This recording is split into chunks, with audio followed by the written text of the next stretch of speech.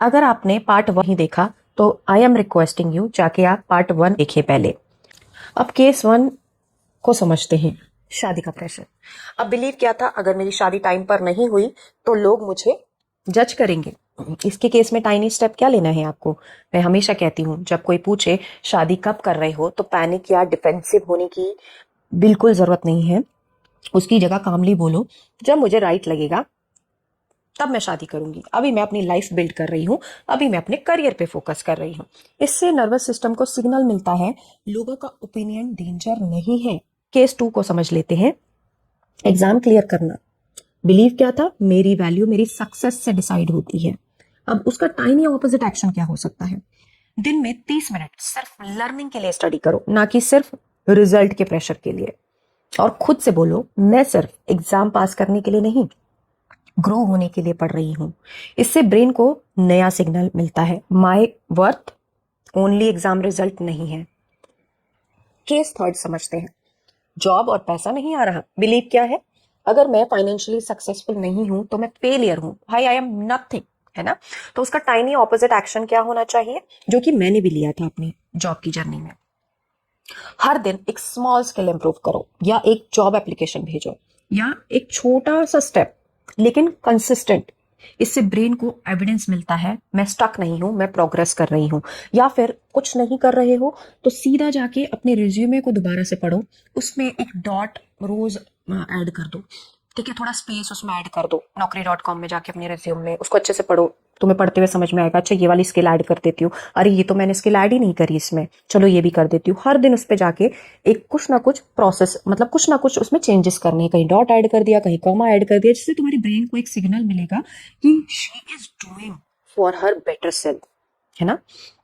और जब तुम बार बार टाइनी ऑपोजिट एक्शन लेते हो तो स्लोली नर्वस सिस्टम समझने लगता है लाइफ इतनी डेंजर भी नहीं है जितनी मैं समझ रही थी। और वहीं से स्टार्ट होता है रियल रिवायरिंग। अब स्टेप 3 में समझ लेते हैं, जेंटल एक्सपोजर।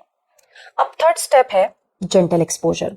इसका सिंपल मतलब है अपने नर्वस सिस्टम को स्लोली इन सिचुएशन से फेमिलियर करवाना जिससे तुम यूजुअली स्ट्रेस फील करते हो।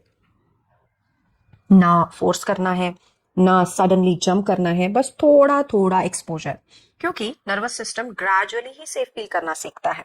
अब केस 1 में शादी प्रेशर था। अब सिचुएशन, लोग पूछते हैं शादी कब कर रहे हो और तुम अनकंफर्टेबल फील करते हो, तो जेंटल एक्सपोजर क्या होना चाहिए, फैमिली गैदरिंग अवॉइड करने की जगह थोड़ी देर के लिए अटेंड करो। अगर कोई क्वेश्चन पूछे तो कामली आंसर करो और उस टॉपिक को चेंज कर दो। कमांड अपने हाथ में लेके उनसे सवाल करना स्टार्ट कर दो, कुछ भी XYZ। इससे नर्वस सिस्टम स्लोली लर्न करता है ये कॉन्वर्जेशन डेंजर नहीं है। अब केस 2 में समझते हैं, एग्जाम का प्रेशर था जिसमें सिचुएशन, एग्जाम का नाम सुनते ही एंजाइटी आ जाती है, 2 बार तो ऑलरेडी फेल हो गया, अब क्या होगा। Gentle exposure, daily short mock test या प्रैक्टिस क्वेश्चन सॉल्व करो, पहले 10 मिनट फिर 20 मिनट, एकदम से घंटों घंटे मत पढ़ो। पोमोडोरो टेक्निक लगाओ यहाँ पे, 10 मिनट पढ़ना, 5 मिनट कुछ पीने के लिए उठना, खाने के लिए उठना, है ना। ग्रेजुअली टाइम इंक्रीज करो, इससे ब्रेन को सिग्नल मिलता है एग्जाम सिचुएशन मैनेजेबल है। अब केस 3 को समझते हैं, जॉब और पैसे का pressure.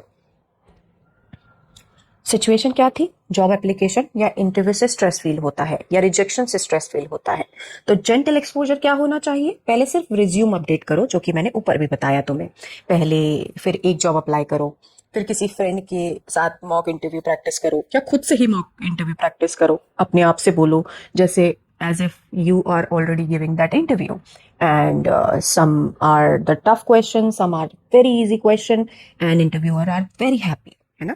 Step by step exposure, इससे नर्वस सिस्टम समझने लगता है ये थ्रेट नहीं, एक नॉर्मल लाइफ सिचुएशन है। और जब तुम identity, believe is equal to tiny action is equal to gentle exposure follow करते हो तो स्लोली नर्वस सिस्टम शिफ्ट करता है सर्वाइवल मोड से सेफ्टी मोड पर। अब पार्ट 5 में समझते हैं practical nervous system reset technique. अब एक सिंपल प्रैक्टिस जो तुम डेली कर सकते हो, practical nervous system reset technique. अब एक सिंपल प्रैक्टिस जो तुम डेली कर सकते हो, ये 3 ब्रीद नर्वस सिस्टम रीसेट है। सिर्फ 3 से 5 मिनट आईज क्लोज करो और इमेजिन करो कि तुम हार्ट से ब्रीथ कर रहे हो। डीप इनहेल करो। ब्रीथ 1 में तुम रिसीव करोगे और एक्सहेल करते वक्त इमेजिन करो तुम लाइफ को रिसीव कर रहे हो, जैसे तुम ओपन हो, रिलैक्स हो, सेफ हो। अब ब्रीथ 2 में तुम रिलीज करोगे। फिर इनहेल करो।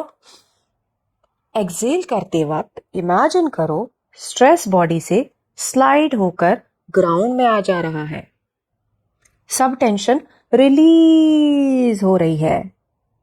अब ब्रीथ 3 में तुम सेफ फील करोगे। Last inhale. एक्सहेल करते वक्त बोलो right now I am safe. बस प्रेजेंट मोमेंट फील करो। ये 3 ब्रीदिंग 5 मिनट रिपीट करो। इससे नर्वस सिस्टम फाइट और फ्लाइट से सेट मोड में शिफ्ट करता है। अब नर्वस सिस्टम हीलिंग का गोल ये नहीं कि तुम कभी स्ट्रेस फील ना करो।